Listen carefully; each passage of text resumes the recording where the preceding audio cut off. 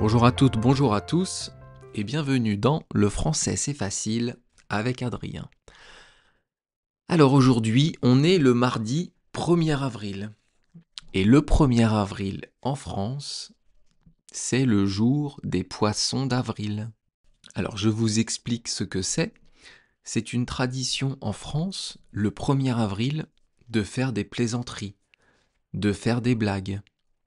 Quand on est enfant, on va...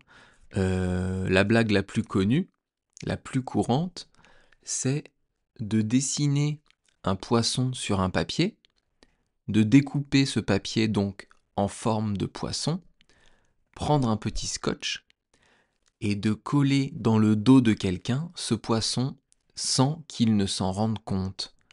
Ça va être une blague, une plaisanterie. Et donc le 1er avril, près des enfants, avec les professeurs, dans les cours d'école, là où il y a des enfants, on voit souvent des gens avec des petits poissons en papier dans le dos qui sont collés. Ça, c'est une blague d'enfant. Mais il y a aussi beaucoup d'adultes qui font des poissons d'avril. Faire un poisson d'avril, ça veut dire quelque chose de faux le 1er avril. Si vous entendez en France le 1er avril à la radio, aujourd'hui il y a, je ne sais pas, 10 000 Français qui ont gagné 200 millions d'euros au loto, c'est un poisson d'avril. La radio, la télé, sur Internet, le 1er avril, on va trouver beaucoup de blagues, beaucoup de plaisanteries qui sont faites. Donc attention, si vous voyez ou si vous lisez des informations le 1er avril en France, ce sont peut-être des poissons d'avril. Ce sont peut-être des choses qui sont fausses, des plaisanteries. Ça peut être aussi un de vos amis ou plusieurs amis qui vous font une blague. Et une fois que vous avez découvert la blague, une fois que vous avez compris que c'était faux, la personne va vous dire « poisson d'avril ». Poisson d'avril. Ça veut dire « eh oui, c'était faux, c'était une blague ». Je me souviens, quand j'étais au collège, donc en 3e, j'avais donc 14 ans à l'époque, eh bien, quand je suis arrivé un matin au collège, il y avait une rumeur qui circulait. Apparemment, une fille de 3e, donc dans une autre classe que moi, était tombée enceinte. Elle était tombée enceinte d'un surveillant. Donc, c'était un scandale. Vous imaginez une élève qui est tombée enceinte suite au fait d'avoir couché avec un surveillant. Pendant quelques heures, la rumeur a circulé, il y a eu des bruits de couloir. Tout ça pour dire que, à midi, 13h, ils ont annoncé que c'était un poisson d'avril. Et il y avait peu de personnes qui avaient remarqué qu'on était le 1er avril. Tellement l'information était grave, était importante, on ne pensait pas que ça pouvait être un poisson d'avril. Et ça m'avait marqué à l'époque. Donc retenez bien, le 1er avril en France, on fait des blagues, on fait des plaisanteries, et après on dit poisson d'avril. Et voilà. Et maintenant, on va s'attaquer à quelque chose de moins marrant. Et là, c'est pas un poisson d'avril, c'est le cours de français du jour, l'astuce de français du jour. Aujourd'hui, je vais vous parler de la nature et de la fonction des mots. Alors, pour que vous puissiez bien comprendre la grammaire en français, il faut que vous compreniez le sens des mots. Évidemment, si je vous dis une maison, vous savez ce que c'est. Mais si je vous dis un anachorète, vous ne connaissez pas ce mot. Maison, vous savez ce que c'est là où on vit, vous connaissez le sens de maison. Mais dans une phrase, ce mot maison, il va avoir une nature et une fonction. Et pour comprendre les règles de grammaire de français, c'est important, pardon, c'est important de comprendre ce qu'est la nature et ce qu'est la fonction d'un mot. On va en parler demain de la nature des mots et après-demain de la fonction.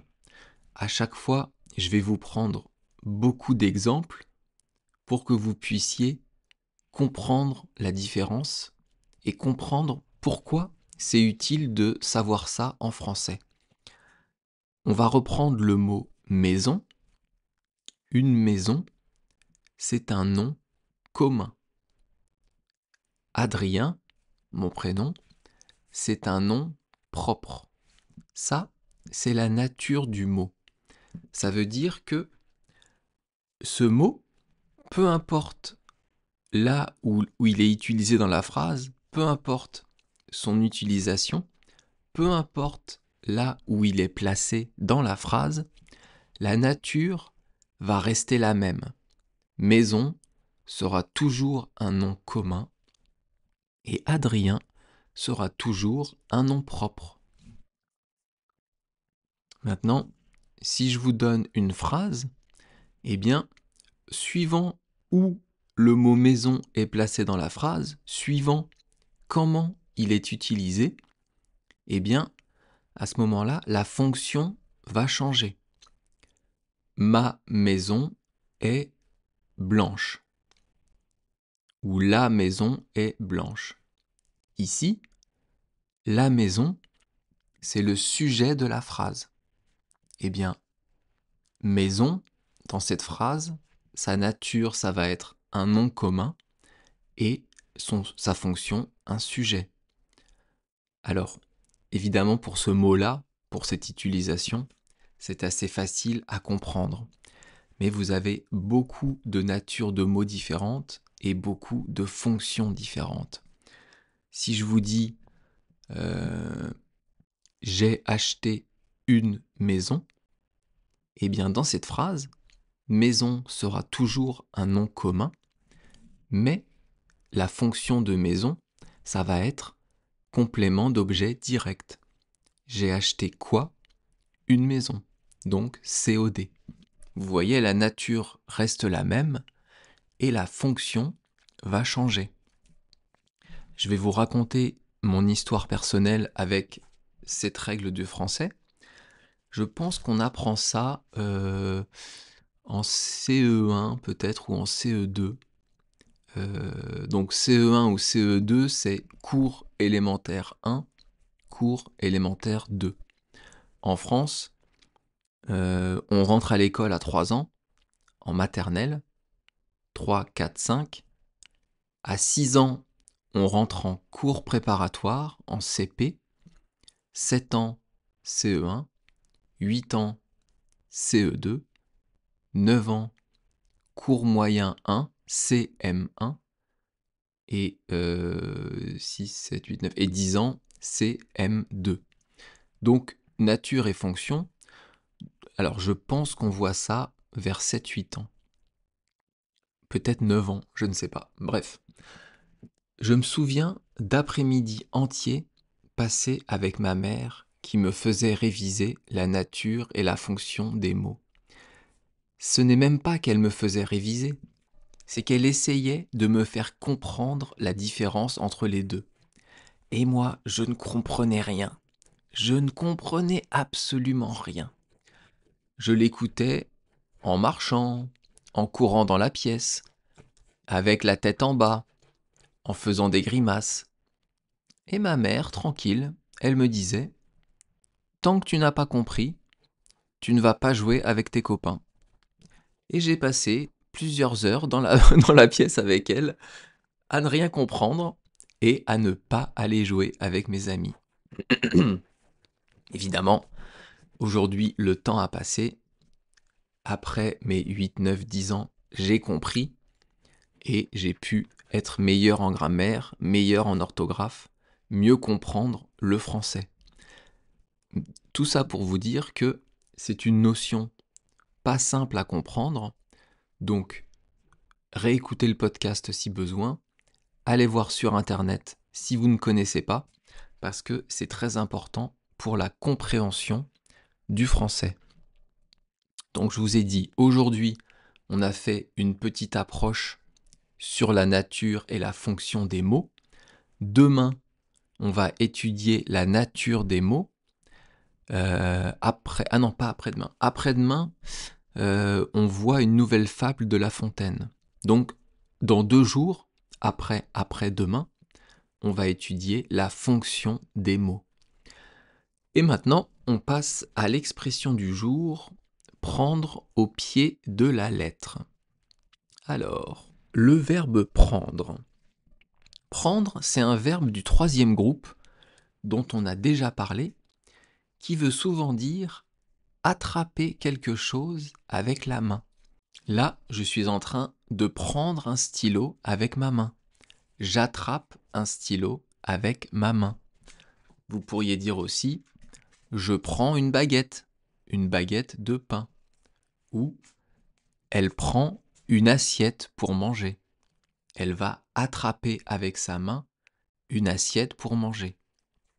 Ça, c'est le premier sens de prendre. Prendre, ça peut aussi vouloir dire emporter quelque chose avec soi, en prévision de la pluie, en prévision de faire du sport. En fait, vous emmenez quelque chose dont vous vous servirez après. Je vous donne des exemples. Je prends un parapluie car il va peut-être pleuvoir. Je prends un parapluie car il va peut-être pleuvoir. Donc j'emporte un parapluie avec moi au cas où il pleut. Un autre exemple, vous avez devant vous une personne âgée. Eh bien, cette personne âgée qui a du mal à marcher, elle a pris une canne en sortant de chez elle. Elle prend une canne pour marcher. Vous voyez, ici, le verbe prendre, il est utilisé pour emporter quelque chose avec soi en prévision de la marche. Moi, je fais du sport, je fais du badminton, un peu de rameur et du golf. Eh bien, quand je vais jouer au badminton, je prends ma raquette et mes volants pour aller jouer. J'emporte avec moi raquette et volant. Ça, c'est le 2e sens de prendre. On a vu déjà quelques podcasts avec ce verbe où je vous avais donné d'autres sens de prendre. Donc vous pouvez, si vous voulez, aller écouter ces podcasts. Mais ici, dans cette expression prendre au pied de la lettre, prendre, ça veut dire autre chose. Ici, il faut voir l'expression dans son ensemble. Mais si on voulait séparer l'expression, prendre mot par mot, on pourrait remplacer prendre par comprendre ou interpréter. Interpréter au pied de la lettre. Comprendre au pied de la lettre.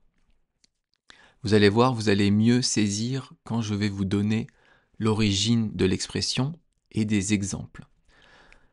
Et ensuite, vous avez les mots au pied de la lettre. Alors ici, on va prendre ces 5 mots dans leur ensemble et pas séparément.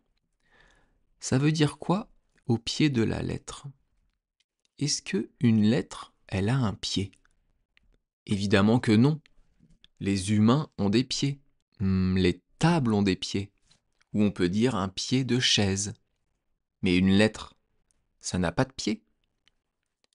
Alors, au pied de la lettre, en fait, c'est comme l'expression d'hier.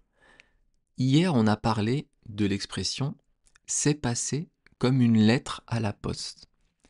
Eh bien, dans cette expression prendre au pied de la lettre, c'est le même sens, pour le mot lettre uniquement, que l'expression d'hier. C'est donc une lettre écrite par quelqu'un. Mais pourquoi un pied alors? Je vais vous parler tout de suite de l'origine de l'expression, et comme ça, vous allez comprendre l'expression et sa signification. Cette expression, elle vient du XVIe siècle, mais elle fait allusion à un extrait de la Bible. La Bible, c'est l'ensemble des textes sacrés pour les chrétiens, comme la Torah pour les juifs ou le Coran pour les musulmans. Eh bien, dans cette Bible, il y a un extrait, une lettre, qui souligne la différence qui peut exister entre ce qu'on dit ou ce qu'on écrit et le sens réel derrière les mots. On appelle ça des sous-entendus. Eh bien, prendre au pied de la lettre, ça veut dire ne pas voir, ne pas entendre les sous-entendus. Toujours comprendre les choses au premier degré, ne jamais entendre les mots, les paroles qui peuvent exister derrière les mots. Ou on peut aussi dire rester sur le sens premier des mots. Je vais vous donner des exemples. Je vais vous donner d'abord un exemple de sous-entendu pour que vous sachiez ce que c'est. Vous avez invité chez vous des amis à dîner. Vous discutez, la soirée se passe bien, et il commence à être 1h, 2h du matin. Et vous travaillez le lendemain, vous avez envie qu'ils s'en aillent.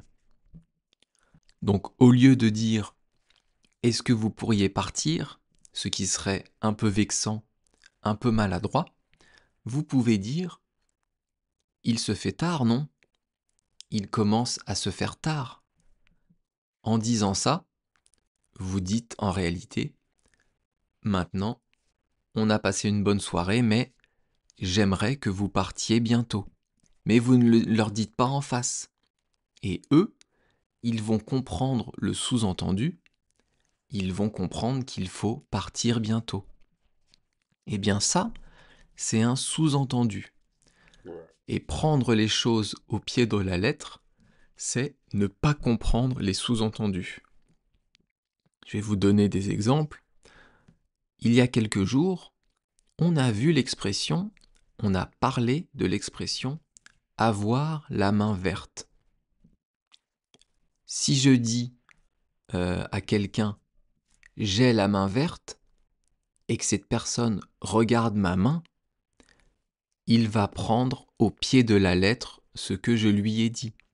Il va penser que ma main est vraiment verte, alors qu'on a vu avoir la main verte, ça veut dire être doué pour cultiver des plantes, être doué avec les plantes. Et pour beaucoup d'expressions françaises, c'est la même chose. Il ne faut pas prendre les choses au pied de la lettre. On a vu aussi, il y a quelques jours, avoir la tête dans les nuages. Si vous dites à quelqu'un « j'ai souvent la tête dans les nuages » et que cette personne vous répond « bah non, elle est sur tes épaules ta tête », ça voudra dire « oui, bon, ok, ça voudra dire qu'il est un peu con, mais ça voudra dire aussi qu'il prend les choses au pied de la lettre. Il ne comprend pas les images, il ne comprend pas les sous-entendus. » Donc, prendre au pied de la lettre, avec tous ces exemples, avec tout ce que je viens de vous dire, vous voyez bien que ça veut dire prendre avec rigueur, prendre mot pour mot, ne pas comprendre les images derrière les expressions. On dit aussi prendre à la lettre. Vous pouvez dire prendre au pied de la lettre et aussi prendre à la lettre. En anglais, on dit to take something at face value. Et maintenant, on arrive à la fin du podcast. Je vous remercie vous pouvez m'envoyer un message à tout moment, il n'y a aucun problème. Plutôt sur Patreon, YouTube ou Instagram. D'ailleurs, c'est marrant parce que les écoutes du podcast augmentent tous les jours, mais les personnes qui sont sur Instagram, bah, j'en ai pas plus. J'en ai toujours, je sais pas, 8 ou 9, alors que les écoutes augmentent, donc bon, c'est marrant. Mais peu importe, de toute façon, Instagram, ce n'est qu'un moyen de me contacter, comme Patreon, comme YouTube. Ce qui est important, c'est d'écouter du français pour vous, c'est d'écouter, écouter et encore écouter du français. Allez, je vous laisse, ça fait 20 minutes que je blablate. À demain, bye bye, hasta luego, matane.